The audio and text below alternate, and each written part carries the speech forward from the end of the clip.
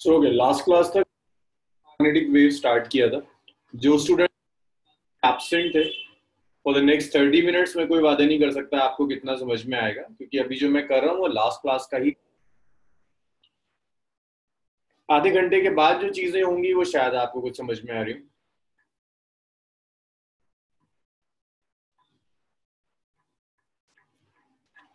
So last class तक हमने display लिया था। डिस्प्लेसमेंट करंट में हमने डिस्कस किया था, the cause of displacement current is change in electric field. अगर होगी मीन्स इलेक्ट्रिक फ्लक्स चेंज होगा, तो इलेक्ट्रिक फील्ड और इलेक्ट्रिक फ्लक्स के चेंज होने की वजह से आप डिस्प्लेसमेंट करंट आ जाएगा।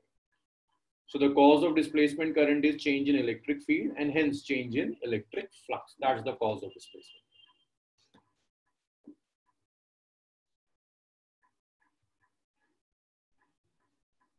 एक क्लास न्यूमेरिकल में आपको करा रहा था जिसमें दो कैपेसिटर की प्लेट्स के बीच में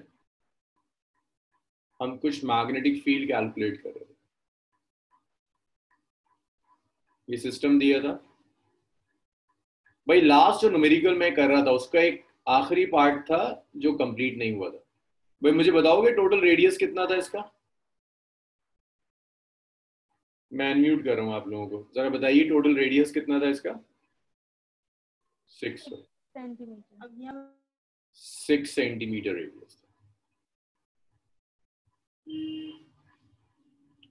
और हमने कुछ करंट कैलकुलेट किया था। आईडी करंट कितना आया था? डिस्प्लेसमेंट कैलकुलेट किया था हमने। आईडी की वैल्यू कितनी थी?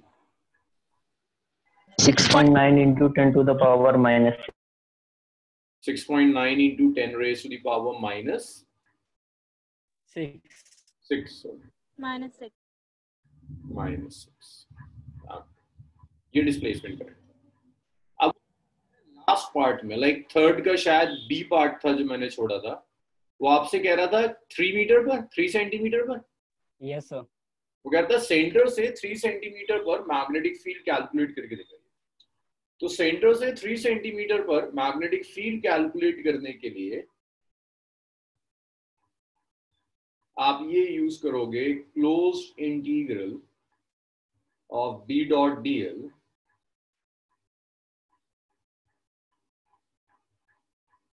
Is mu naught I closed. अगर मैं यहां डॉट ले लूं, सो ये तो ट्रिवियल सी कैलकुलेशन है। B into two by R is enclosed.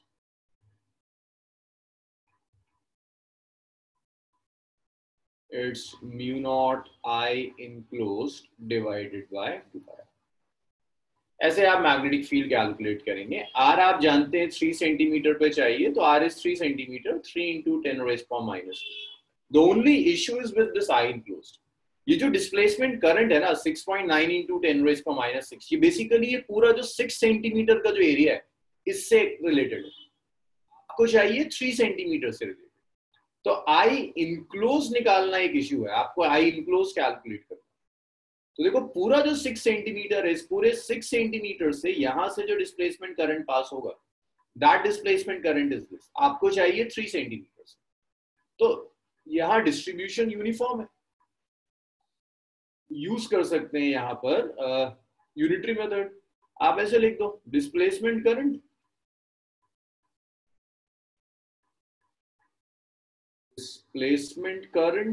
Through 6 centimetre square area. Sorry not 6 centimetre square, radius 6 है ना, तो एरिया कितना हो जाएगा? Pi into 6 into 10 raise to the power minus 2 is 6.9 into 10 raised to the power minus 6 ये बता दो मुझे, इतना आया समझ में? मुझे चाहिए 3 सेंटीमीटर का ये जो पोर्शन आएगा, इसमें से कितना डिस्प्लेसमेंट करंट पास होगा, ये चाहिए। ये आया? अब मुझे चाहिए displacement current through unit area. Displacement current through unit area. Unit area से जो डिस्प्लेसमेंट करंट पास होगा, that displacement current is 6.9 into 10 raised to the power minus 6 pi 6 into 10 raised to the power minus 4. इतना displacement current pass हो जाएगा अगर unit, तो unit area से जो डिस्प्लेसमेंट करंट पास हो रहा है वो इतना आ गया। आपको कितना एरिया से चाहिए? आपको चाहिए इतने पोर्शन से। इस पोर्शन का एरिया क्या होगा? Pi into 3 square. So displacement current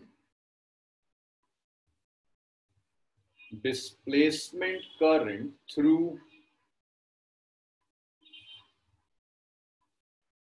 pi into 3 into 10 raised to the power minus 2 square। तो इससे जो डिस्प्लेसमेंट करंट होगा, that 6.9 raised to the power minus 6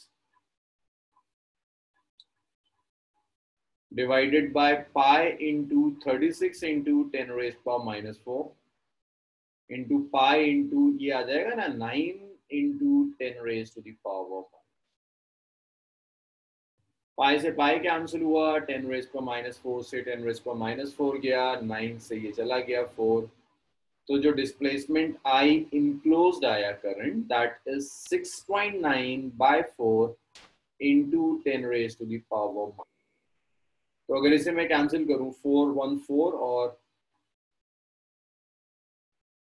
1.7 into 10 raise to the power minus 6, ये आई enclosed आ गया। आप यहाँ आई इनक्लोज्ड की बात, मैग्नेटिक फील्ड हो जाएगी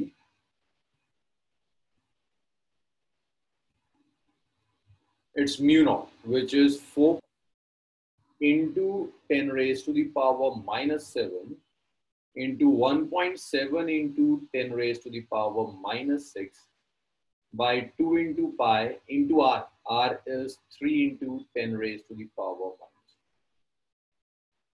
So ये आपका मैग्नेटिक फील्ड का एक्सप्रेशन है। हाँ सनाउल 1.725 ऑलमोस्ट मैंने 1.7। जी सनाउल फर्स्ट लाइन। तो ये न्यूमेरिकल जो मैं लास्ट क्लास में करा रहा था वो इतना लिख लीजिए।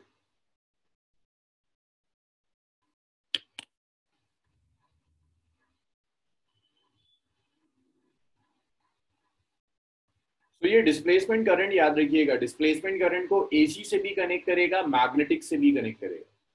क्वेश्चन देख के लगेगा कि एसी का क्वेश्चन है, मैग्नेटिक्स का क्वेश्चन है, बट अच्छा खासा इलेक्ट्रोमैग्नेटिक वेव्स डिस्प्लेसमेंट का पार्ट यूज कर रहा होगा।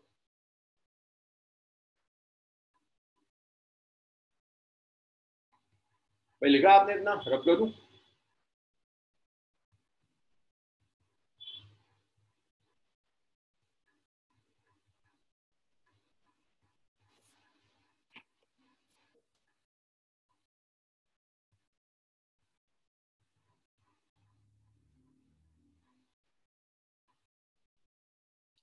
ठीक है सनाओ, जो भी आंसर आ रहा है वो ठीक होगा। चलिए इसको मैं रब कर रहा हूं। तो that was about your displacement current. तो डिस्प्लेसमेंट करंट से स्पेशली एंट्रेंसेस में इंडिपेंडेंट क्वेश्चंस नहीं बनते, रिलेट करता है।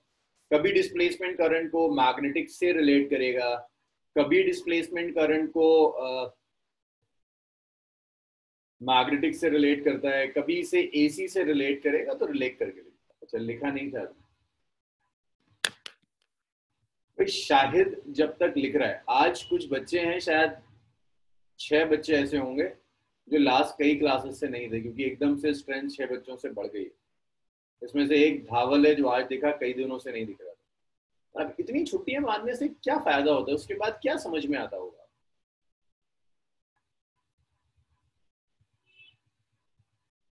और हर 1-2 क्लास के बाद क्लासेस स्किप कर देना इतना कैजुअल, उससे तो बेहतर है कि आप सेल्फ स्टडी करिए, बैच छोड़ दीजिए। कोई फायदा नहीं होना मेरी बैच में।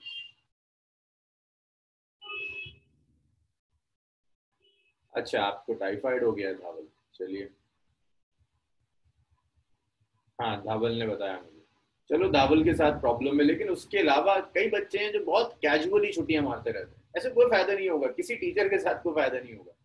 बेहतर होगा कि एक बुक ले लो, एनसीईआरटी के सॉल्यूशन ले लो, उसे रटना शुरू करो। मार्च तक आप कुछ कर देंगे, एग्जाम्स में मार्क्स आ जाएंगे। आप इस तरह से तो कुछ नहीं आता। और जैसे आप करते हैं, एक दिन आते हैं, 4 दिन छुट्टी है आपकी, ऐसे नहीं हो सकता। मतलब फिजिक्स ना याद नहीं कराई जाती है, सब्जेक्ट सिखाना पड़ता है, और सिखाने के लिए आपको रेगुलर आना होगा, रेगुलर डिस्कशंस करने होंगे, तब जाकर आप सीख पाओगे। ऐसे तो बस आप अपनी फॉर्मेलिटी पूरी करें। So that was about displacement current and amperes Maxwell's law. इसके बाद मैक्सवेल ने कुछ इक्वेशंस दी।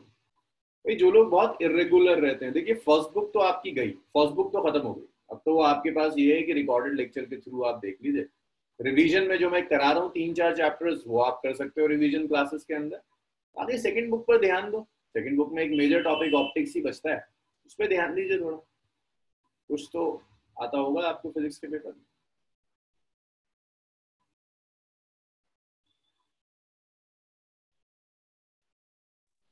मैक्सवेल्स इक्वेशन, देखिए मैक्सवेल ने क्या किया, जो भी आपने इलेक्ट्रोस्टैट से लेकर एम्पियर्स मैक्सवेल्स लॉ तक पढ़ा है, उन सारी चीजों को कंबाइन किया, पूरा इलेक्ट्रोमैग्नेटिज्म, और 4 सिंपल इक्वेशंस में एक्सप्रेस किया। जी मोटा रेगुलर रिवीजन क्लास चल रही, मैं इसको पढ़ा लूं, उसके बाद मैं जरा कुछ बता पाऊंगा। पहला जो मैक्सवेल्स की इक्वेशन ली थी, that was Gauss law in electrostatic. Gauss law in electrostatic. So Gauss law in electrostatic is closed integral of d dot E dot ds is q enclosed by epsilon. This is Gauss law in electrostatic. Closed integral of E dot ds is q enclosed by epsilon. दूसरी Maxwell की equation है जिसे कहते हैं Gauss law in magnetics.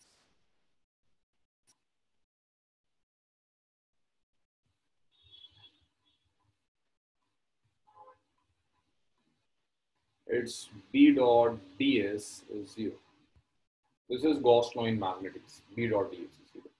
ये सब हमने किया था। तीसरी जो मैक्सवेल्स इक्वेशन है, that is Faraday's law.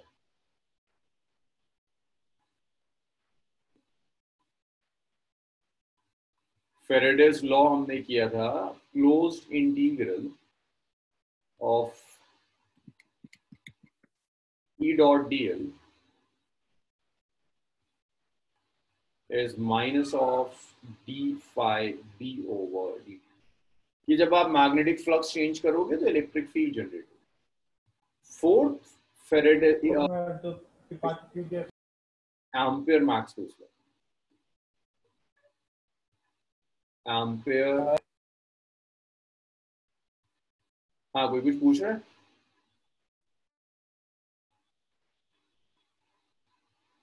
Ampere Maxwell's law जो हमने लास्ट क्लास में डिराइव किया था, it's B dot dl is mu naught I plus epsilon naught d phi e over dt। अब ये टर्म्स का मतलब मैं बार बार नहीं लिख रहा हूँ। B is magnetic field, mu naught permeability होती है, I कंडक्शन करंट है, I इज कंडक्शन करंट जो चार्ज के मूवमेंट की वजह से आता है। This is displacement current.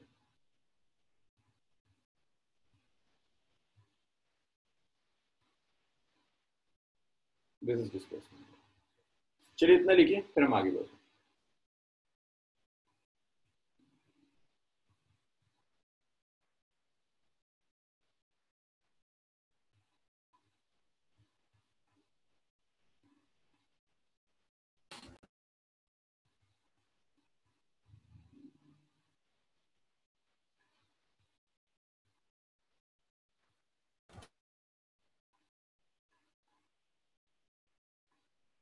अच्छा, याद ये हमने मैग्नेटिज्म में किया था ना कि अगर आपके पास एक क्लोज सरफेस है, जब भी आप मैग्नेट की कोई सोर्स लेंगे तो वो सोर्स डाइपोल होता है। मींस उसमें नॉर्थ पोल भी होगा और उसमें साउथ पोल भी होगा। जितनी मैग्नेटिक फील्ड बाहर आएगी उतनी एंटर भी करेगी, जितनी मैग्नेटिक फील्ड बाहर आएगी उतनी एंटर भी करेगी। तो जो टोटल फ्लक्स है, जितना आउटवर्ड्स फ्लक्स होगा उतना ही एग्जैक्टली इनवर्ड्स फ्लक्स हो जाएगा। उसी को हमने लिखा था गॉस लॉ इन मैग्नेटिज्म।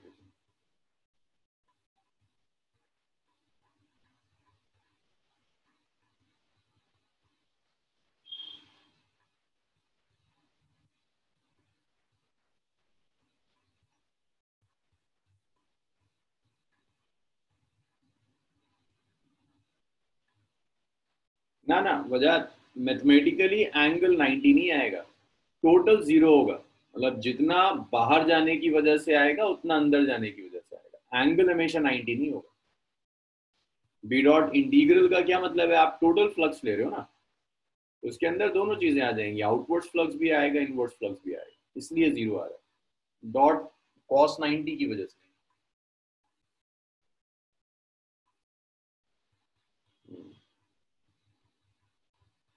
अच्छा जी, इसके बाद इलेक्ट्रोमैग्नेटिक वेव्स।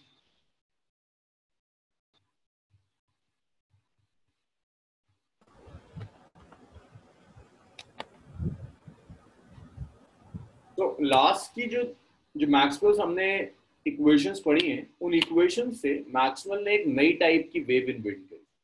अब कल हमने डिस्कस किया था मंडे थोड़ा सा इंट्रोडक्शन के अंदर कि इस चैप्टर में आपका मेन मोटिव था किसी तरह से ये देखना कि मैक्सवेल ने इलेक्ट्रोमैग्नेटिक वेव्स इन्वेंट कैसे करी। उसने सबसे पहले क्या किया, एम्पियर सर्किटल लॉ को इनकंसिस्टेंट प्रूव किया, डिस्प्लेसमेंट करंट का कॉन्सेप्ट लेकर आया, डिस्प्लेसमेंट करंट लेकर आकर उसने एम्पियर सर्किटल लॉ के अंदर डिस्प्लेसमेंट करंट को ऐड कर, डिस्प्लेसमेंट करंट को ऐड करने के बाद उसने मैक्सवेल की 4 इक्वेशंस लिखी। उन जो लास्ट की 2 इक्वेशंस है ना, फेरेडेज लॉ और लास्ट का एम्पियर मैक्सवेल्स लॉ, उन 2 इक्वेशंस से को यूज कर कर उसने नई टाइप की वेव इन्वेंट करी which is electromagnetic wave. So from last 2 Maxwell equations,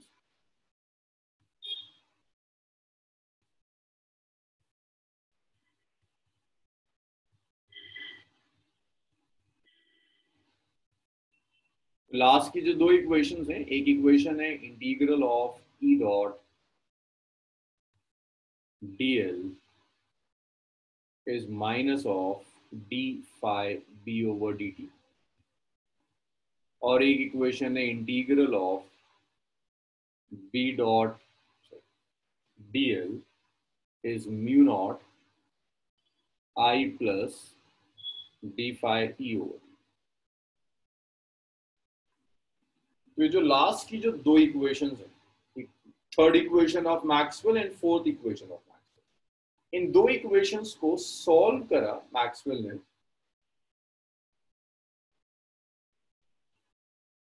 on solving 3 and 4। अब इक्वेशन 3 और 4 को सॉल्व कराना मैं आपको इस पेज पे नहीं सिखा सकता, इवन आप मैथ्स में भी इस तरह की इक्वेशंस के सॉल्यूशंस नहीं पढ़ेंगे, मैं तो जस्ट लास्ट रिजल्ट लिख रहा हूँ कि इन दोनों इक्वेशंस को सॉल्व करने के बाद इसके पास इस तरह के रिजल्ट्स आए।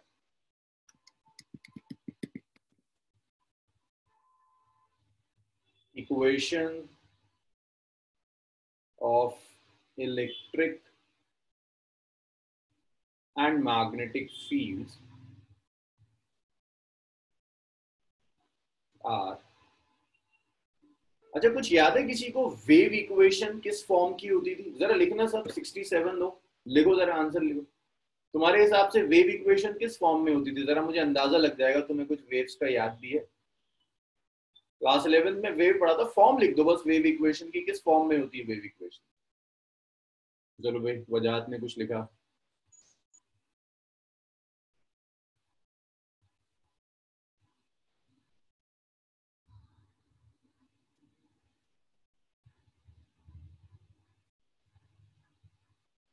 साइनसोइडल होती है, ए कॉस होता है, ए साइन होता है। वेरी गुड, यस, लिखते जाओ। राशिद का आया, जाहिद आया, अनम ठीक है, खतीजा साइन।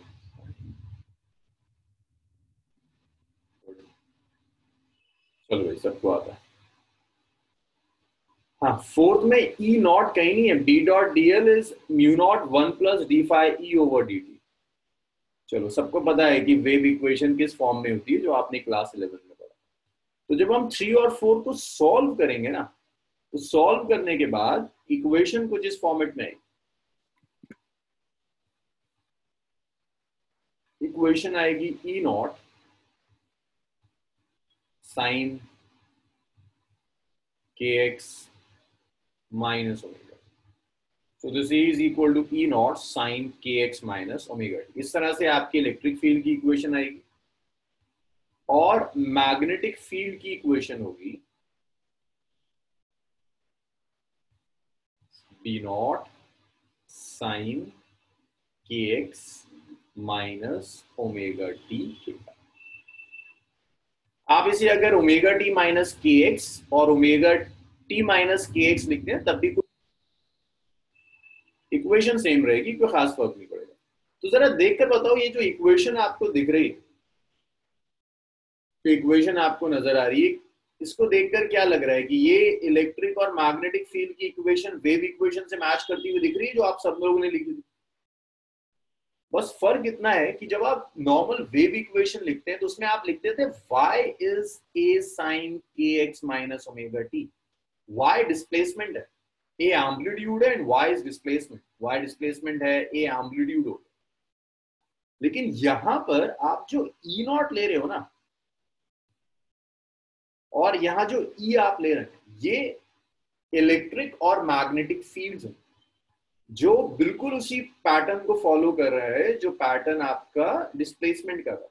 अगर थोड़ा सा और याद हो, 11th में डिस्प्लेसमेंट के बारे में आप लोगों को पढ़ाया गया होगा कि डिस्प्लेसमेंट वेव इक्वेशन में जेनेरिक डिस्प्लेसमेंट है। मींस वो क्वांटिटी जो टाइम के साथ साइनसोइडली चेंज करती है वो डिस्प्लेसमेंट है। वो डिस्प्लेसमेंट फिजिकल डिस्प्लेसमेंट नहीं भी हो सकता। साउंड वेव के केस में डिस्प्लेसमेंट का मतलब प्रेशर होता है। प्रेशर टाइम के साथ चेंज कर रहा है। जो आप इक्वेशन लिखते हो ना y is a sin kx minus omega T, instead of y आप प्रेशर ले सकते हो। तो यहां पर इन दोनों को सॉल्व करने के बाद जो इक्वेशंस आ रही हैं इलेक्ट्रिक और मैग्नेटिक फील्ड की, वो बिल्कुल वेव इक्वेशन के साथ मैच कर रहे हैं। So these equations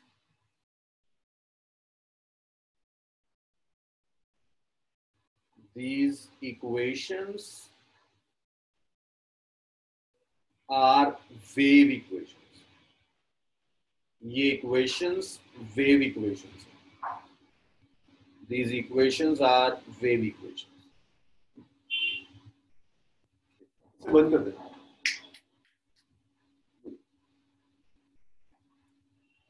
These equations are wave equations.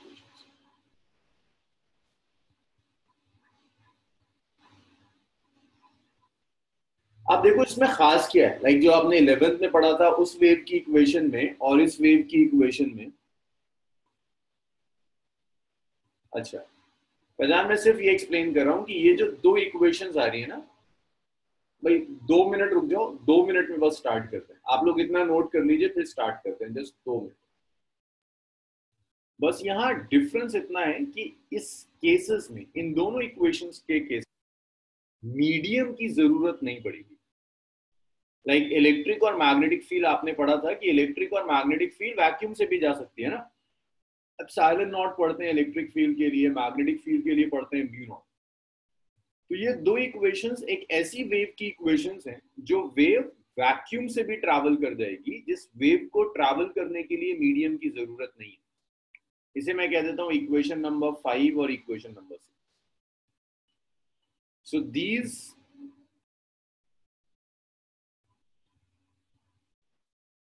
equation number 5 and equation number 6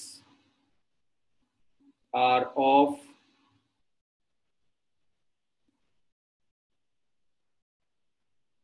electromagnetic wave। ये जो दो इक्वेशंस हैं ये बेसिकली इलेक्ट्रोमैग्नेटिक वेव्स की इक्वेशन है, which can travel through vacuum।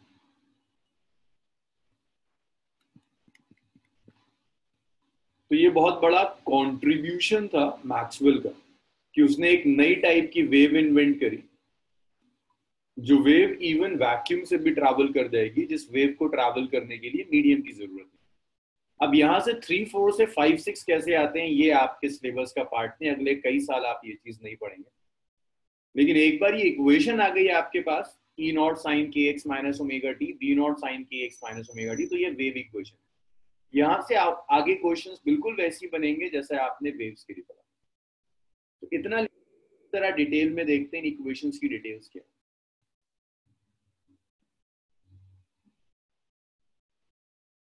ये डायरेक्शन बता रहा है, इलेक्ट्रिक और मैग्नेटिक फील्ड जो है वेक्टर क्वांटिटीज हैं, तो इलेक्ट्रिक और मैग्नेटिक फील्ड के डायरेक्शंस होंगे। इलेक्ट्रिक फील्ड y एक्सिस के अलॉन्ग है, मैग्नेटिक फील्ड z एक्सिस के अलॉन्ग। ये भी अभी एक्सप्लेन करते हैं कि क्यों एक y और एक z के।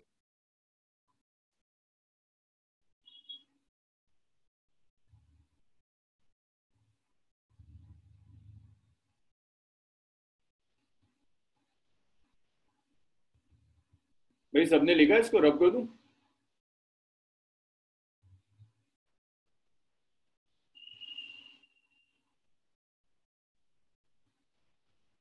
एप्सिलॉन नॉट का मतलब सिर्फ ये था, ये एप्सिलॉन नॉट तो बहुत स्टार्टिंग से था, मतलब ईथर के कॉन्सेप्ट से भी पहले से।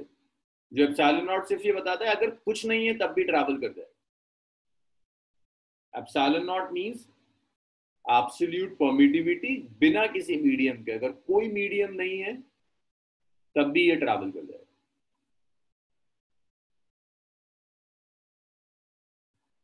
भाई मेरी वॉइस ब्रेक हो रही है क्या? फैजान को लग रहा है मेरी वॉइस ब्रेक हो रही है। फैजान आपके एंड से प्रॉब्लम है, बाकियों का तो सही चल रहा है।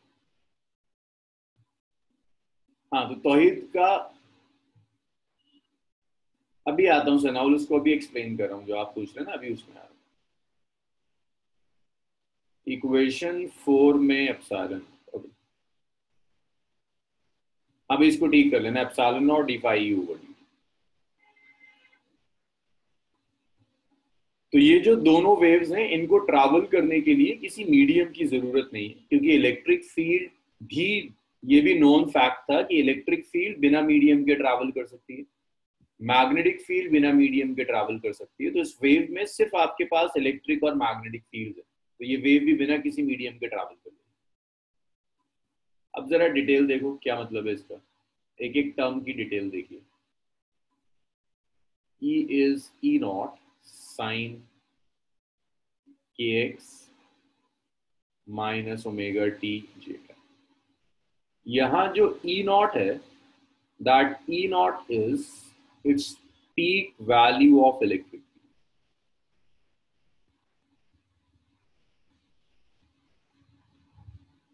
E naught is peak value of electric field. Electric field की जो पीक वैल्यू है, that peak value is E naught. यहां जो K आ रहा है, इस K को कहते हैं एंगुलर वेव नंबर। ये बेसिकली वेवलेंथ से रिलेटेड, इसे आप ऐसे लिख सकते हैं, it's 2 pi by lambda, the lambda is wavelength.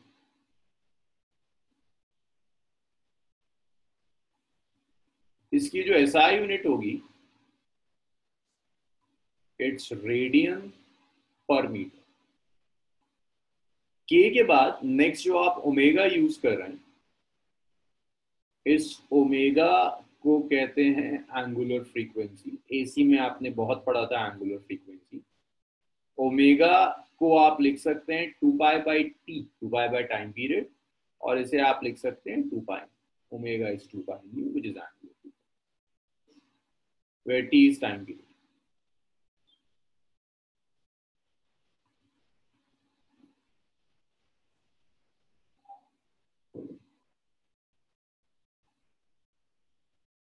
इसके बाद ये जो k के साथ जो भी x आ रहा है ना, ये x आपको बता रहा है that your wave is travelling along x axis. यहां पर तीन चीजें हैं, एक इलेक्ट्रिक फील्ड है जो ऑसिलेट कर रही है, एक मैग्नेटिक फील्ड है जो ऑसिलेट कर रही है, और इन दोनों के कॉम्बिनेशन से एक वेव बन रही है जिसे आप इलेक्ट्रोमैग्नेटिक वेव कहते हैं। इलेक्ट्रिक फील्ड y के अलोंग ऑसिलेट कर रही है, मैग्नेटिक फील्ड z के अलोंग ऑसिलेट कर रही है, वेव आपकी x के अलोंग जा रही है। बिल्कुल वैसी है कि अगर आप एक स्ट्रिंग ले लो, स्ट्रिंग को आप ऐसे जर्क दोगे ना, तो स्ट्रिंग तो y के अलोंग ऑसिलेट होती है, लेकिन वेव कहां ट्रैवल करती है, x के अलोंग। तो ये कुछ उस तरह का सिस्टम है। कि आपकी इलेक्ट्रिक फील्ड वाई एक्सिस के लॉन्ग ऑसिलेट कर रही है, मैग्नेटिक फील्ड जेड एक्सिस के लॉन्ग ऑसिलेट कर रही है, वेव आपकी एक्स एक्सिस के लॉन्ग है। तो ये जो x है k के साथ जो कोफिशिएंट ऑफ k आ रहा है, कोफिशिएंट ऑफ k जो कि x है, ये शो कर रहा है that wave is travelling along x axis. ये शो कर wave is travelling along x axis, कि जो आपकी वेव है वो वेव एक्स एक्सिस के लॉन्ग ट्रैवल करेगी। अगर यहाँ k की जगह मैं y दे देता, इसका मतलब होता कौन सी वेव, EM वेव। अगर ये लाइट वेव है तो light wave, your EM wave is travelling along x axis. EM means electromagnetic wave. अगर यहाँ k के साथ y लगा होता तो वेव y के लॉन्ग जाएगी। एक चीज और याद रखिएगा, अगर ये ऐसा है kx माइनस ओमेगा टी, अगर यहाँ नेगेटिव आ रहा है, that means your wave is travelling along positive X axis. अगर यहां प्लस आ गया, माइनस की जगह यहां प्लस आ गया, इसका मतलब wave is travelling along negative x axis. Wave is travelling along minus x axis. तो अगर यहाँ माइनस साइन है that means wave is travelling along positive X axis, यहाँ प्लस साइन है that means wave is travelling along negative x axis. इसके बाद ये जो जे कैप आ रहा है ना, ये जे कैप बता रहा है that your electric field is along Y axis. Electric field is oscillating along y axis. Oscillating along y axis. चलिए इतना लिखिए फिर आगे बढ़िए।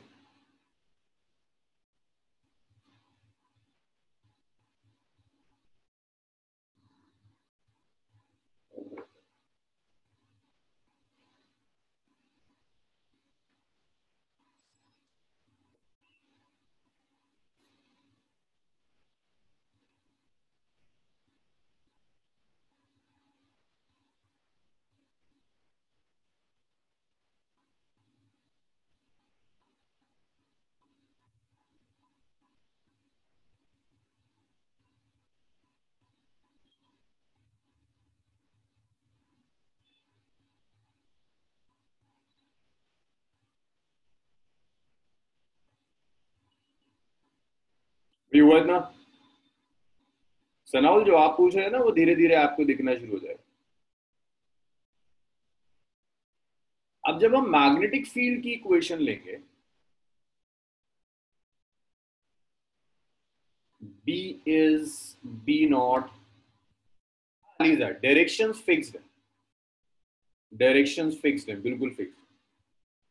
अभी आता हूं डायरेक्शंस पर और जरा क्लियर आपको पता चलेगा कि एक डायरेक्शन अगर आप चेंज करोगे तो दोनों चेंज हो जाएंगे। ये सब एक दूसरे से रिलेटेड है। ऐसे नहीं हो सकता है कि तुम मुझसे कहोगे वेव तो एक्स के लॉन्ग जाएगी लेकिन इलेक्ट्रिक फील्ड को हम जेड के लॉन्ग लेकर जाना चाहते हैं। सब इंटर रिलेटेड है। कैसे रिलेटेड है अभी धीरे धीरे आपको दिखना शुरू होगा। एक्स माइनस ओमेगा टी, भाई जे कैप था ना इक्वेशन ऑफ इलेक्ट्रिक फील्ड में, एक जे कैप लगा हुआ था। J cap is a unit vector along Y axis. इसका मतलब है आपकी जो इलेक्ट्रिक फील्ड है वो वाई एक्सिस के लॉन्ग ऑसिलेट कर रही है। भाई साइन आ रहा है, साइन का मतलब है फील्ड कांस्टेंट नहीं है, मैग्नीट्यूड वेरी कर रहा है, वाई के लॉन्ग मैग्नीट्यूड वेरी कर रहा है। अब जब आप ये इक्वेशन लोगे तो यहाँ बी नॉट हो जाएगा peak value of magnitude.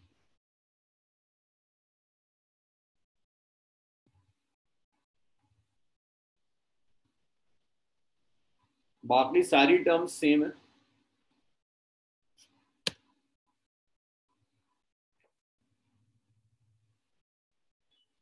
Wave travel x के लॉन्ग करेगी और ऑसिलेट वाई के लॉन्ग करेगी। यहां पर तीन चीजें सनाउल, अभी ना बस 3 मिनट सुनते रहो, बस 3 मिनट के बाद तुम्हें सब दिखना शुरू हो जाएगा। 3 मिनट सुनते रहो। This is peak value of magnetic field. B naught जो है ये मैग्नेटिक फील्ड की पीक वैल्यू। और देख रहे हो मैग्नेटिक फील्ड के लिए क्या आ रहा है, के का। which means magnetic field is oscillating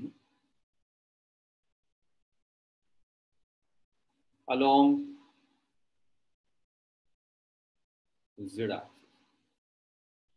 तो आपकी मैग्नेटिक फील्ड z एक्सिस के अलॉन्ग ऑसिलेट कर रही है, इलेक्ट्रिक फील्ड y एक्सिस के अलॉन्ग ऑसिलेट कर रही है, और वेव कहां ट्रैवल कर रही है, x एक्सिस के अलॉन्ग.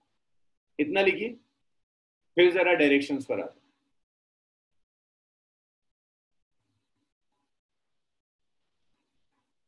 इतना लिखिए, बाकी सारी टर्म सेम है और कहीं किसी टर्म में चेंज नहीं आएगा.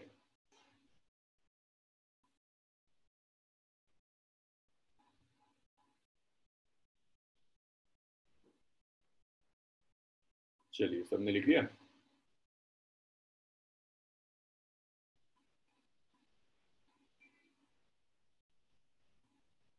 जल्दी लिखो हार्दिक, 2 लाइन ही तो लिखनी है.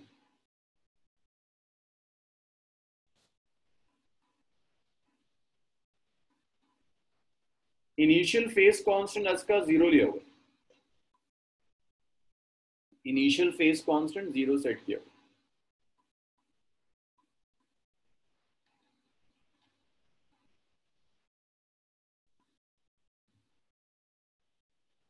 अब देखिए क्या क्या चेंज होगा. जितने क्वेश्चंस ई और डी पर आ रहे हैं मैं भी ले रहा हूं एक साथ, इस डायग्राम के बाद आपको दिखना शुरू. डायरेक्शंस में आप जो कुछ भी पूछ रहे हैं आपको दिख जाएगा वो.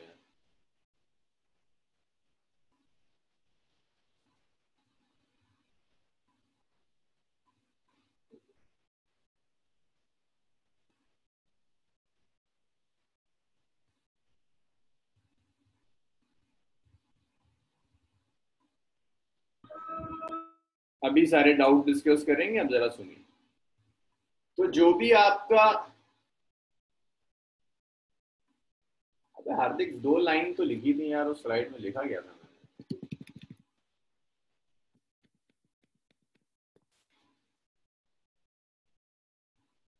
हार्दिक लिख लिया, 2 लाइन ही तो लिखी है और तो कुछ है नहीं स्लाइड में.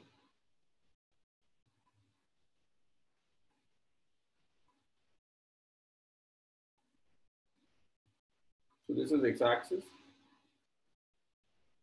y-axis, z-axis. This is x, y, this is z.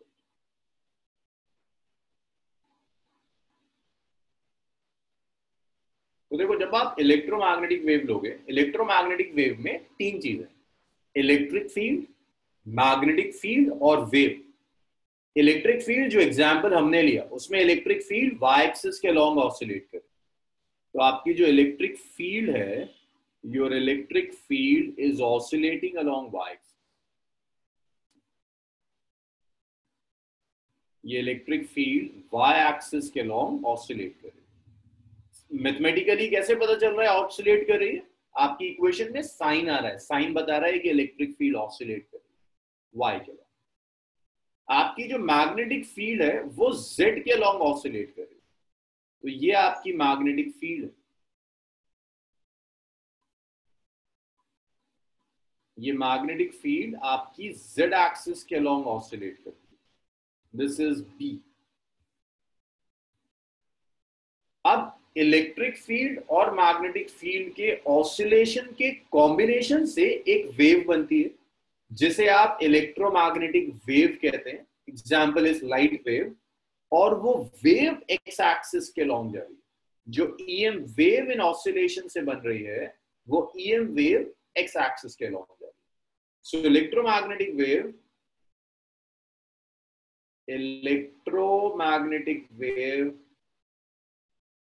which generate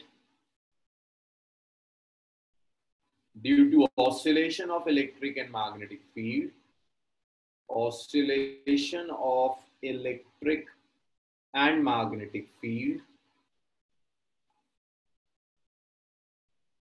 are traveling along x-axis, is propagating along x axis। तो इनकी ऑसिलेशन की वजह से जो भी वेव बन रही है वो वेव एक्स एक्सिस के अलॉन्ग प्रोपेगेट कर रही है। तो ये इलेक्ट्रिक फील्ड की वजह से, ये मैग्नेटिक फील्ड की वजह से, और वेव आपकी एक्स एक्सिस के अलॉन्ग आती है। इतना लिखो।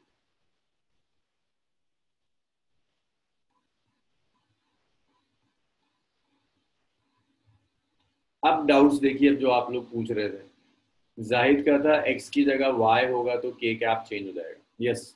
अब सुनिए, इलेक्ट्रिक फील्ड, मैग्नेटिक फील्ड और प्रोपगेशन ऑफ वेव, ये तीनों एक दूसरे के हमेशा परपेंडिकुलर होंगे।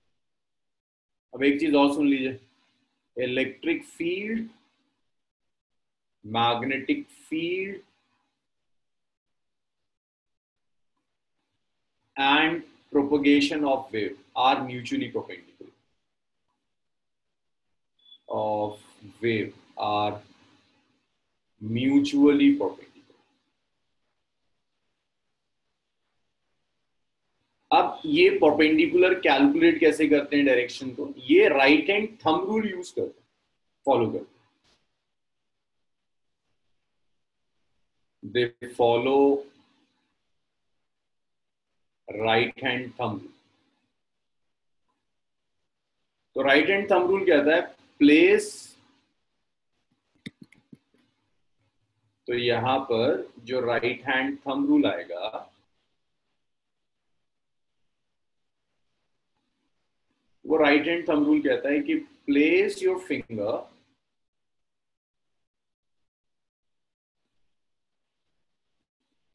along electric field के along रखो, and curl it towards magnetic field. Curl it towards magnetic field. Magnetic field की तरफ curl कर दो। Thumb will give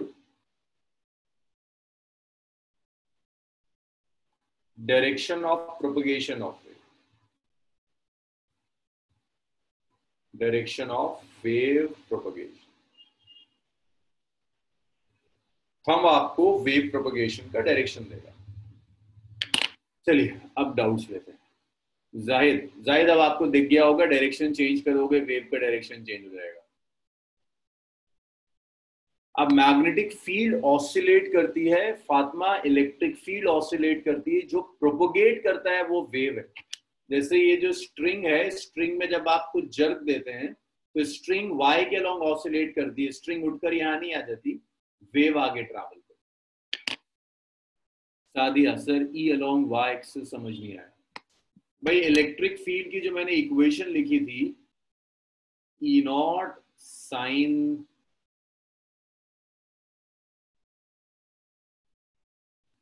kx minus omega t J cap, ये जे कैप जो था इक्वेशन में, यही बता रहा था कि इलेक्ट्रिक फील्ड y एक्सिस के अलॉन्ग है। और ये साइन जब आता है इक्वेशंस में, इसका मतलब है ऑसिलेशन है, y के अलॉन्ग ऑसिलेट करती। अब ऐसा नहीं हो सकता है कि इलेक्ट्रिक और मैग्नेटिक फील्ड दोनों y के अलॉन्ग, इलेक्ट्रोमैग्नेटिक वेव नहीं बनेगी। इलेक्ट्रिक मैग्नेटिक वेव बनेगी तब जब इलेक्ट्रिक मैग्नेटिक फील्ड एक दूसरे के परपेंडिकुलर। सादिया अमान साइन नेगेटिव जाएगा, नेगेटिव जाने का क्या मतलब है? अगर ऑसिलेशन करनी है तो वही फोटोन एक जगह ऑसिलेट कर रहा है। अमान यहाँ फोटोन नहीं ऑसिलेट कर रहा, इलेक्ट्रिक और मैग्नेटिक फील्ड्स ऑसिलेट कर रही है। इसका मतलब ये कि अगर मैं एक चार्ज लूं, वो चार्ज इलेक्ट्रिक फील्ड भी जनरेट करेगा, मैग्नेटिक फील्ड भी जनरेट करेगा।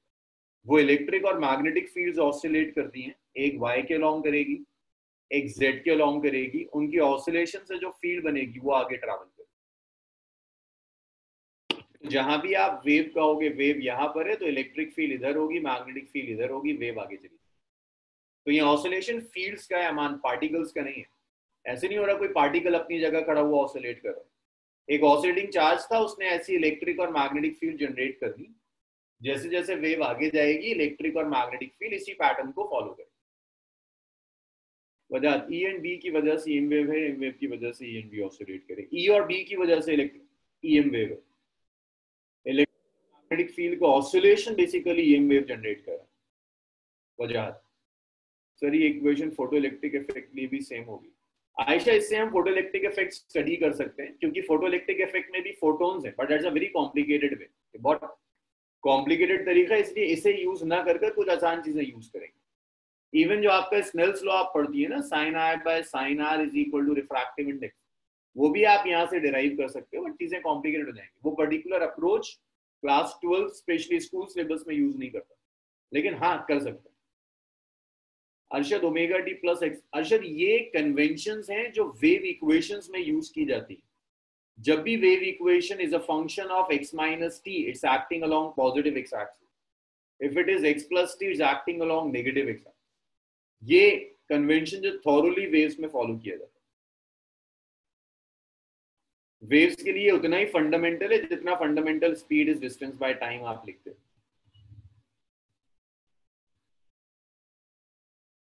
चलिए, और किसी के डाउट्स रहेंगे तो बताइए। तो ईएम वेव नहीं ऑसिलेट करेगी, ईएम वेव प्रोपगेट करेगी। आप मुझसे तौहीद ये पूछ रहे हैं कि स्ट्रिंग है, जरा सुनिए, स्ट्रिंग को मैंने एक जर्क दिया, स्ट्रिंग y के लॉन्ग ऑसिलेट कर रही है, जो मैंने एनर्जी दी वो x के लॉन्ग ट्रैवल कर रही है। स्ट्रिंग वेव x के लॉन्ग ट्रैवल कर रही है, वेव तो ऑसिलेट कर रही है, ऑसिलेशन तो स्ट्रिंग का है, वेव ट्रैवल कर रही है। इसलिए मैं कह रहा हूँ इलेक्ट्रिक फील्ड, मैग्नेटिक फील्ड, तौहीद और वेव, ये तीन चीजें। इलेक्ट्रिक फील्ड ऑसिलेट कर रही है, मैग्नेटिक फील्ड ऑसिलेट कर रही है, दोनों के ऑसिलेशन से एक वेव जनरेट हो रही है, जो वेव एक्स एक्सिस के अलोंग जा रही है। वेव कहीं ऑसिलेट नहीं कर रही। तौहीद अलमा सर, इलेक्ट्रिक फील्ड और मैग्नेटिक फील्ड की डायरेक्शन इंटरचेंज हो सकती है, बिल्कुल इंटरचेंज हो सकती है, बट लेकिन अगर आप इलेक्ट्रिक और मैग्नेटिक फील्ड की डायरेक्शन इंटरचेंज करेंगे तो ईएम वेव की डायरेक्शन चेंज हो जाएगी। EM wave negative x axis के along. Right hand thumb rule, Ayesha देखिए, राइट हैंड थंब रूल आपने कई बार पूरा मैग्नेटिक्स, पूरा EMI right hand thumb rule से किया है। यहां सीखो, इलेक्ट्रिक फील्ड वाई के लॉन्ग है, राइट हैंड लो अपना, और अपना जो मोबाइल फोन या लैपटॉप जिसकी भी स्क्रीन है अपवर्ड्स रखो, क्योंकि इलेक्ट्रिक फील्ड आपकी अपवर्ड है। मैग्नेटिक फील्ड बाहर आ रही है, out of the screen, out of the screen curl कर लो, तो मैं खुद देखिएगा थंब ईएम वेव के प्रोपगेशन के डायरेक्शन। इलेक्ट्रिक फील्ड रखी है आपने अपवर्ड्स वाई एक्सिस के लॉन्ग, कर्ल कर दिया आउटवर्ड्स जेड एक्सिस के लॉन्ग। ये जो थंब जाएगा, ये थंब जाएगा direction of propagation of electromagnetic. Sanaul, आपके सारे डाउट्स कवर हो गए?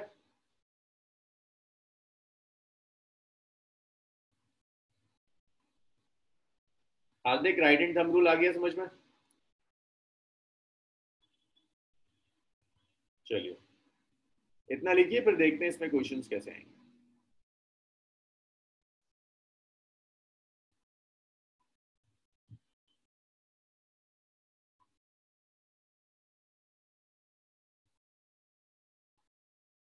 सबसे जो टफ काम होगा ना वेव की इक्वेशंस में, वो यही होगा कि राइट हैंड थंब रूल लगा के प्रिडिक्ट करना कि इलेक्ट्रिक और मैग्नेटिक फील्ड की इक्वेशन।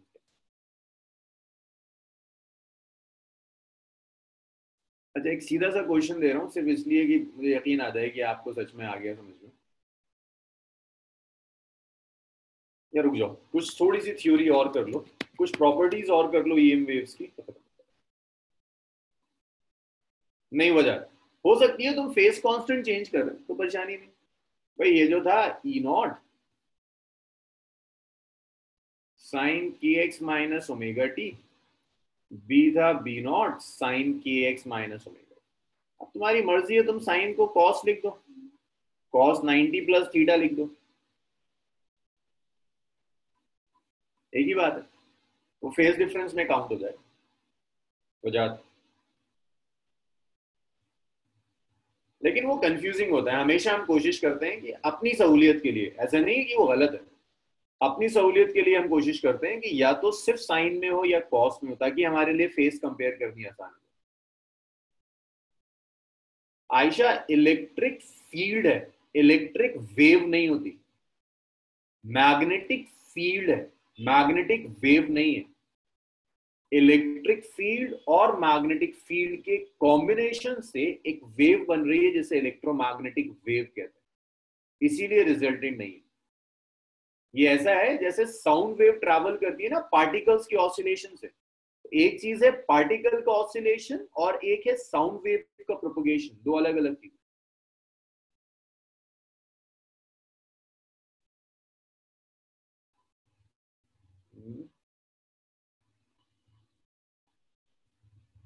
तो अगर आप दोनों डायरेक्शंस एक साथ शिफ्ट करेंगे ना तो आपकी वेव का डायरेक्शन चेंज नहीं होगा। अगर आप ये चाहते हैं कि इलेक्ट्रिक फील्ड आप नेगेटिव वाई के लॉन्ग में, मैग्नेटिक फील्ड आप नेगेटिव जेड के लॉन्ग में, तब भी जब आप right hand thumb rule apply करोगे your fingers along exactly upwards, तो इसलिए था कि मेरे लिए दिखाना आसान था, वरना आप ऐसे रखो और इनवर्ड्स कर दो तब भी थंब वहीं जाएगा, तो फर्क नहीं पड़ेगा।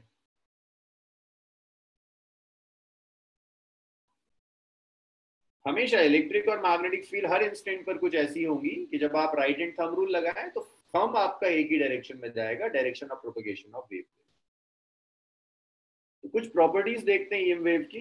अच्छा, इलेक्ट्रिक और मैग्नेटिक फील्ड का सेम डायरेक्शन में कंस्ट्रक्टिव ओवरलैपिंग होगी। इनका डायरेक्शन आयशा कभी सेम है ही नहीं ना। जो आप कंस्ट्रक्टिव ओवरलैपिंग या कंस्ट्रक्टिव सुपरपोजिशन आयशा जो आपको याद आ रहा है, that is for wave. Just electric field is not a wave, just magnetic field is not a wave, combination of electric and magnetic field constitute a wave. तो अगर दो waves हैं वो ओवरलैप करेंगे, जस्ट इलेक्ट्रिक और just magnetic field overlap नहीं कर सकती। इनफैक्ट ओवरलैप एक तरह की क्वांटिटीज करती है ना, इलेक्ट्रिक और मैग्नेटिक फील्ड तो अलग अलग तरह की क्वांटिटीज है, कैसे कंबाइन करते हैं? जो कंबाइनेशन होगा वो एक ही तरह का होगा। Properties of field.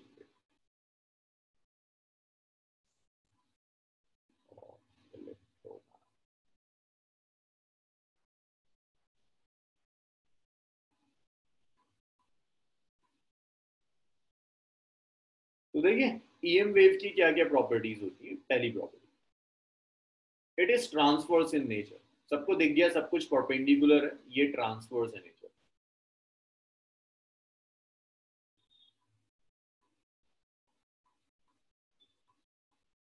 अच्छा, इसमें कई चीजें ऐसी होंगी जो हम डिराइव नहीं कर सकते, डायरेक्ट रिजल्ट्स लिखेंगे और रिजल्ट्स आपको यूज कर। ट्रांसवर्स के बाद स्पीड ऑफ वेव जो होगी v is ratio of peak value of electric field and magnetic field. Oh, sorry. Speed of wave v is 1 by root over mu naught epsilon naught. जो जब आप solve करोगे mu naught और epsilon naught की values आपको पता है, जब आप म्यू नॉट और एप्सिलॉन नॉट की वैल्यूज रखेंगे, it comes out to be c के इक्वल आएगा 3 into 10 raised to the power 8 metre पर सेकेंड। ये है वैक्यूम। तो ये पहला एविडेंस था कि लाइट इलेक्ट्रोमैग्नेटिक वेव हो सकती है। उसने कहीं कोई लाइट वेव का कॉन्सेप्ट यूज नहीं किया, उसने सिर्फ इलेक्ट्रिक और मैग्नेटिक फील्ड यूज कर स्पीड कैलकुलेट करी। That comes out to be 3 into 10 raised power 8 metre पर सेकेंड। सो ये एक एविडेंस था कि light wave could be an electromagnetic. It shows that light waves can be electromagnetic.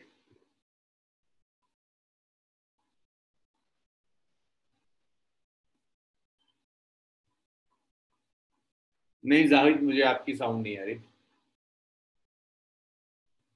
नहीं जाहिद, मुझे कोई साउंड नहीं आ रहा कि जो लाइट वेव है this is an electromagnetic wave. ये पहला एविडेंस था। इसके बाद उसने क्या किया, उसने कहा स्पीड ऑफ ये this is speed of EM wave. तो मैं फिर कह रहा हूं, हम स्पीड इलेक्ट्रिक फील्ड की नहीं कैलकुलेट कर रहे, हम स्पीड मैग्नेटिक फील्ड की नहीं कैलकुलेट कर रहे।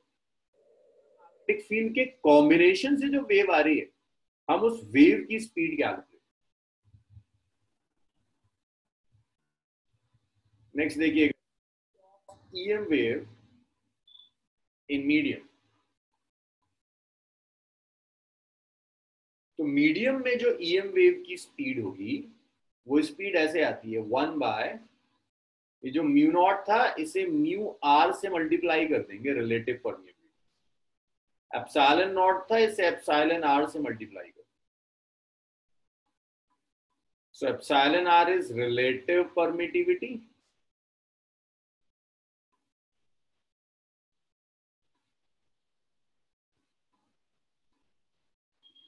mu r is relative permeability.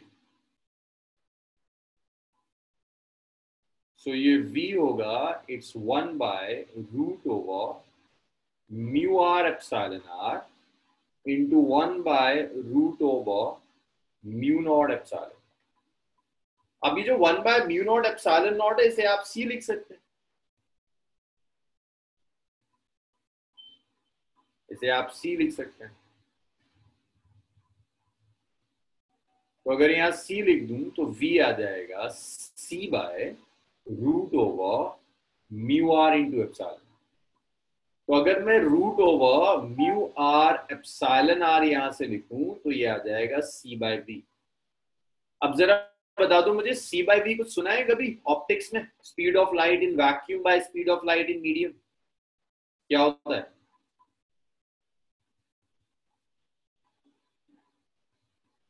Yes, c by v is refractive index of medium. Yes, this is refractive index of medium. तो ये रिफ्रैक्टिव इंडेक्स मीडियम का एक्चुअल में ऐसे मेजर होता है. रिलेटिव परमिएबिलिटी और रिलेटिव परमिटिविटी का जो प्रोडक्ट होगा वो आपको रिफ्रैक्टिव इंडेक्स देगा मीडियम.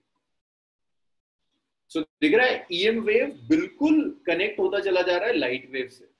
ऐसी चीजें लाइट वेव के साथ होती हैं. तो ये बता रहा है कि light is basically an EM wave. ये भी बताएगा कि लाइट वेव, ये रिफ्रैक्शन एक्सप्लेन करेगा.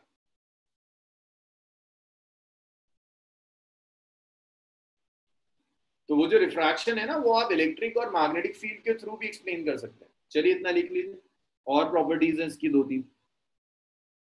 ये डायमेंशनल एनालिसिस के क्वेश्चंस में बड़ा कॉमन क्वेश्चन है. अगर आप देखेंगे तो ये वाला question 1 by root over mu naught epsilon naught की डायमेंशंस पूछ लेता है. तो याद रखना इसकी डायमेंशन लाइट की डायमेंशन, स्पीड ऑफ लाइट की डायमेंशंस के इक्वल होती है, स्पीड की डायमेंशंस के इक्वल होती है.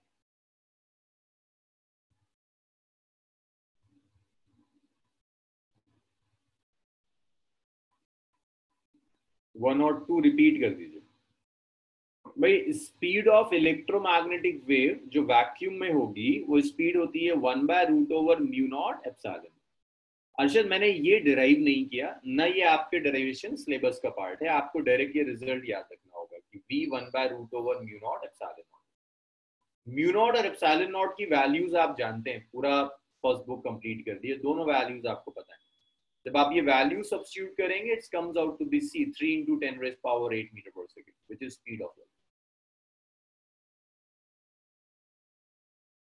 तो 1 by root over mu naught epsilon naught आपको ईएम वेव की स्पीड देगा वैक्यूम में, जो लाइट की स्पीड के इक्वल है.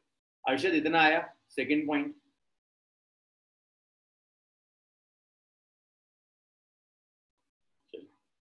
अब अगर मैं मीडियम चेंज कर दूं, वैक्यूम की जगह कोई और मीडियम ले लूं, तो ये आपने इलेक्ट्रोस्टैट में पढ़ा था कि जब मीडियम चेंज करते हैं तो रिलेटिव परमिटिविटी या डाइलेक्ट्रिक कांस्टेंट यूज करते हैं. तो यहाँ relative permittivity epsilon R use किया, डाइलेक्ट्रिक कांस्टेंट म्यू आर अलग अलग कर दिया. 1 by root over mu R epsilon R, 1 by root over mu naught epsilon naught. 1 by root over mu naught epsilon naught को c लिखते हैं तो v आ गया c over mu R epsilon R. Cross multiply कर दीजिए, c by v आ गया. c बाय v को रिफ्रैक्टिव इंडेक्स कहते हैं. तो रिफ्रैक्टिव इंडेक्स का एक्सप्रेशन आ गया root over mu R epsilon. So यहाँ रिफ्रैक्शन भी एक्सप्लेन कर सकते हैं using this concept of electromagnetic. देखो हो ये रहा है अभी ना, एक मैक्सवेल ने एक वेव इन्वेंट करी, ईएम वेव. पता ही नहीं कि नेचर में ऐसा कुछ एग्जिस्ट करता है या नहीं करता. तो उसके एग्जांपल्स देख रहे हैं कि ओके, लाइट एक पॉसिबल कैंडिडेट हो सकता है ईएम वेव के लिए. लाइट की सारी प्रॉपर्टीज वैसी जा रही है जैसे ईएम वेव की प्रॉपर्टी. तो इसके बाद जो कहा इज मैकेनिकल वेव, वो कॉन्सेप्ट खत्म हो गया. ये आ गया that light is an EM wave. इतना लिख चुके हैं आप तो बता दीजिए सर, अब कर देते हैं. और कोई परेशानी है इसमें तो बताइए.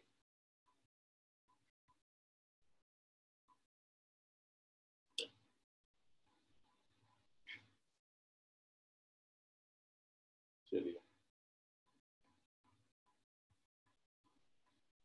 अब इसके बाद एक फोर्थ प्रॉपर्टी और, फोर्थ प्रॉपर्टी है कि E naught by B naught का अगर आपने रेशियो ले लिया, peak value of electric field और peak value of magnetic field, तो ये रेशियो भी सी इक्वल इक्वल आता है स्पीड ऑफ। अब यार मैं ये भी डिराइव नहीं करा सकता, ये भी नहीं डिराइव होगा। एक फैक्ट और आपको याद रखना होगा कि जितने भी ऑप्टिकल फिनोमेना है,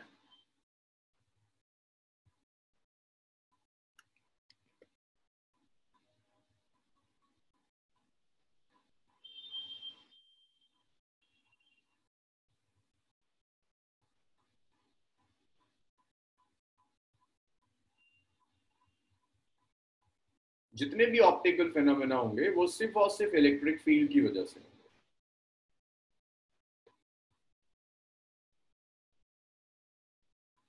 कोई कंट्रीब्यूशन मैग्नेटिक फील्ड का नहीं आता।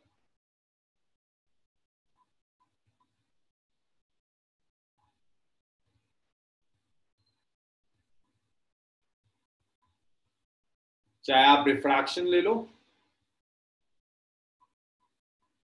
चाहे आप इंटरफेरेंस ले लो,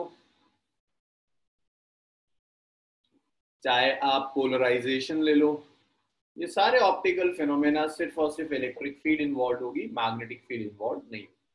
उसका रीजन आप ऐसे समझ सकते हैं कि जो मैग्नेटिक फील्ड होती है ना, उसकी स्ट्रेंथ इलेक्ट्रिक फील्ड के कंपेरेबल बहुत कम होती है। E naught by C, C is a huge number, 3 into 10।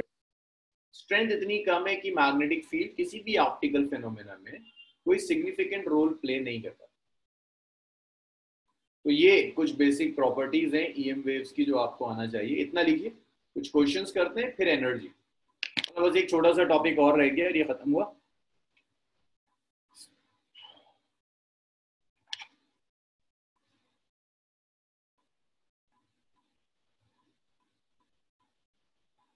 Aman, electric field की सोर्स होती है। मान लीजिए लाइट आ रही है सन से, तो सन में चार्ज पार्टिकल्स हैं जो ऑसिलेट कर रहे हैं। वो oscillating charge particles are basically sources of electric and magnetic.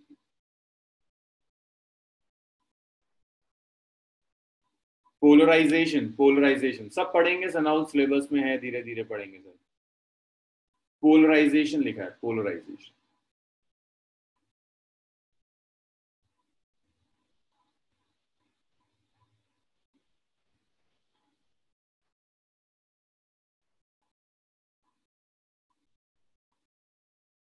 चलिए इतना लिख लिया सबने। अब एक न्यूमेरिकल देखते हैं इस कॉन्सेप्ट।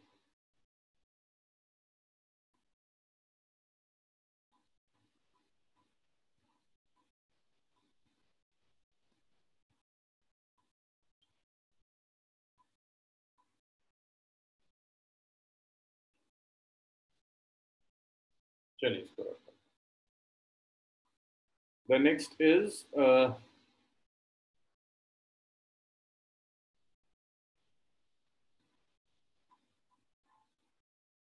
आपको इलेक्ट्रिक फील्ड की इक्वेशन दी है 20 साइन 10x 50t के का, और घुमाते हैं ना इसको, y कर देते हैं, नेगेटिव की जगह प्लस कर देते हैं। ये आ गया, ये इलेक्ट्रिक फील्ड की equation. Calculate first peak value of electric field,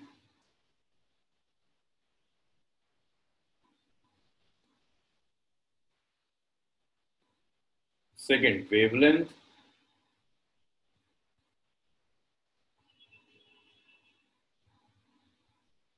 third is angular frequency,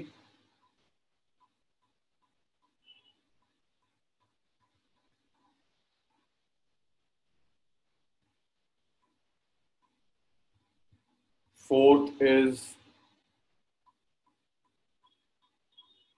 equation of magnetic field, B naught calculate करना है, fifth is equation of magnetic field। मैं सिर्फ लास्ट वाला पार्ट सॉल्व करूंगा, शुरू के पार्ट्स आप लोग करिए। ओके, परेशानी आ रही है तो बताइए मुझे। मैं सिर्फ लास्ट पार्ट सॉल्व करूंगा, स्टार्टिंग के पार्ट्स आप लोग करें। हाँ फर्स्ट पार्ट सही है खदीजा।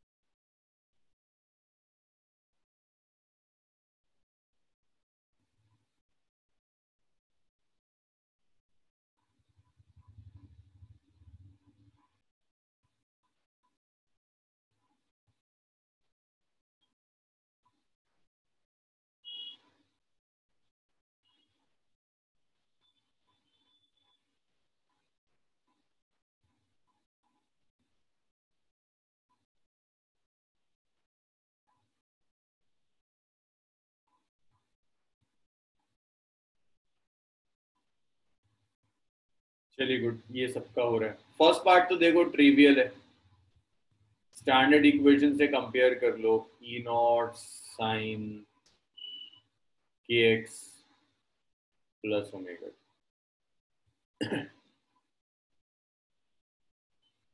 ई नॉट 20 आ गया, 20 न्यूटन पर।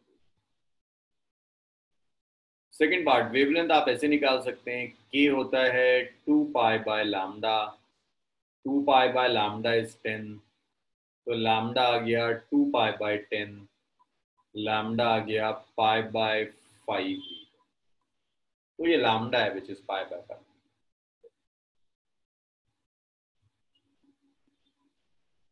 जो यहाँ से लैम्डा निकाल लिया पाई बाय 5। लैम्डा के बाद थर्ड देखिए एंगुलर फ्रीक्वेंसी, भाई ओमेगा की जगह 50 आ रहा है, तो ओमेगा आ गया 50 रेडियन पर सेकेंड। पाई बाय 5 आप ऐसे लिख दीजिए 3.14 by 5 metre. B naught calculate कर लीजिए, भाई E naught by B naught का जो रेशियो है, that ratio is equal to C. जो बी नॉट आ जाएगा that's E naught by C. E naught है which is 20 by C is 3 into 10 raised power 8 Tesla. तो ये आ गया 2 by 3 into 10 raised to the power minus 7 Tesla, ये भी होगा। अब इक्वेशन ऑफ मैग्नेटिक फील्ड में ना फिफ्थ में सिर्फ एक इशू आएगा, और इशू ये direction of magnetic. B is B naught sine, देखिए फेस तो वही रहेगा जो पहले था, 10y प्लस 50t, बस ये डायरेक्शन नहीं पता। डायरेक्शन डिसाइड करने में राइट हैंड थंब रूल थोड़ा सा काम आ जाएगा। B naught is 2 by 3 into 10 raised power minus 7 sine 10y plus 50t। अब देखो जरा वेव किस डायरेक्शन में प्रोपोगेट कर रही है। अरे बताओ डायरेक्शन ऑफ वेव प्रोपोगेशन क्या है। अरे y प्लस वाई की माइनस वाई। हाँ माइनस वाई, फैजान ने सही आंसर दिया था, माइनस वाई। वेव जा रही है माइनस वाई के लो। इलेक्ट्रिक फील्ड का है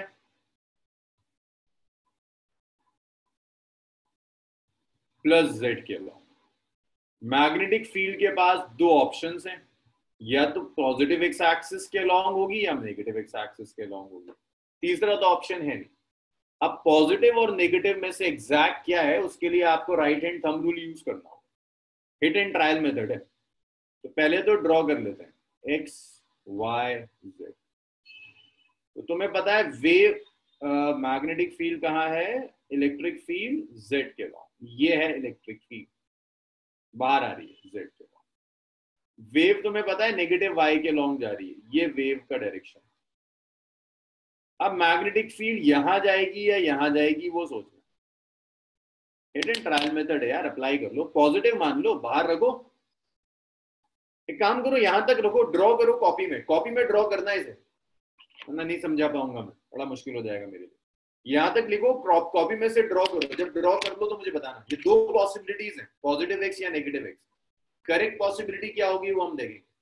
देखो बच्चे कितने समझदार हैं, कईयों के तो आंसर्स आने लगे, जिनके नहीं आ रहे एटलीस्ट इसे ड्रॉ करिए, फिर राइट हैंड थंब रूल में आपको सिखा पाऊंगा हिट एंड ट्रायल से कैसे आए। इसे कॉपी में ड्रॉ कर लीजिए।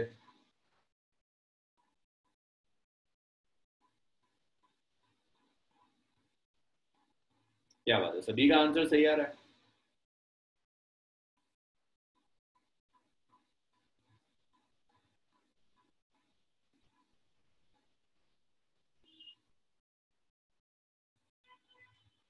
अबे बेवकूफों, ये सनाउल,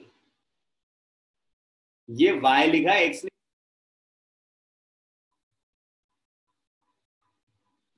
वाई लिखा है, वाई। वेव जा रही है नेगेटिव वाई में, सब। हाँ,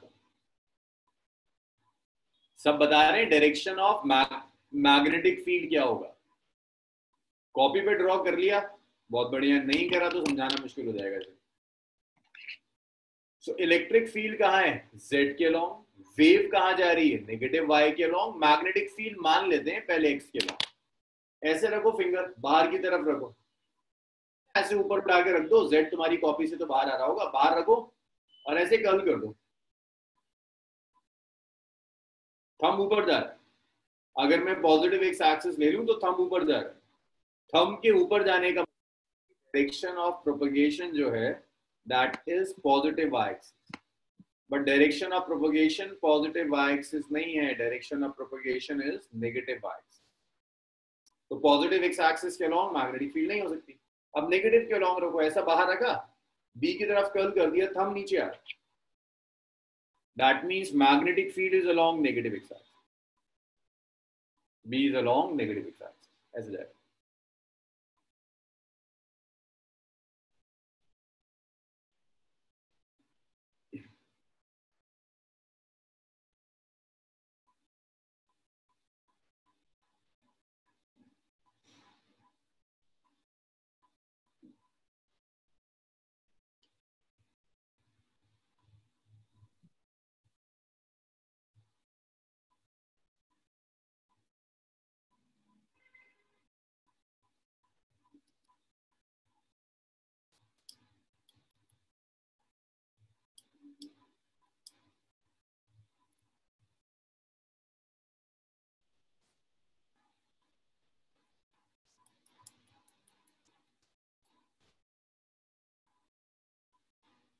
So magnetic field is along negative x-axis, तो माइनस आई क्या,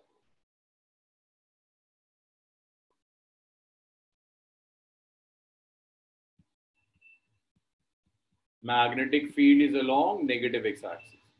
सो ये ख्याल रखिएगा, इस क्वेश्चन में अगर कहीं अटकेगा तो ये डायरेक्शन अटकेगा। भाई ये समझ में आया नेगेटिव एक्स।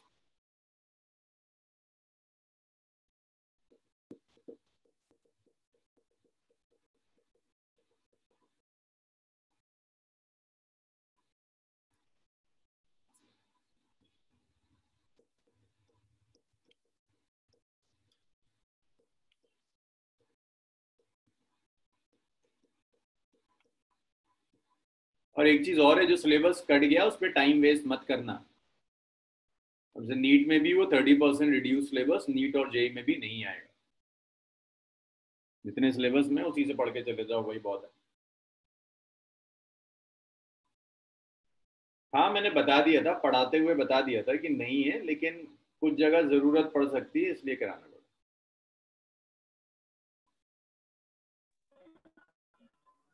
हाँ वजात, कुछ जगह तो नोटिफिकेशन आई है, अभी एनटीए ने नहीं दिया, एनटीए दे देगा तो फिर मैं फाइनल शेयर कर दूंगा ग्रुप के ऊपर।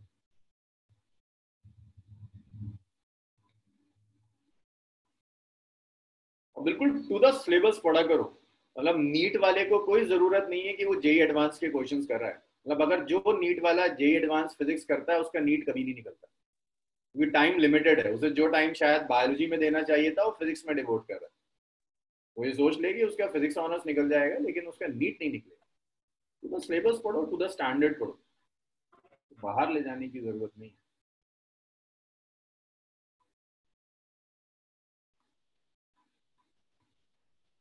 अमीन पढ़ना चाहिए, पढ़ेगा, बस नोटिफिकेशन आ जाएगा, मैं आपको बता दूंगा 30% ओवरऑल जाएगा। इफ्रा अभी तो नहीं आया, परसों तक तो नोटिफिकेशन नहीं था कोई, आने वाला होगा, ये अक्टूबर एंड तक आ जाएगा कुछ ना कुछ। चलिए भाई, क्लास ओवर, आज इसको हम यहीं छोड़ेंगे।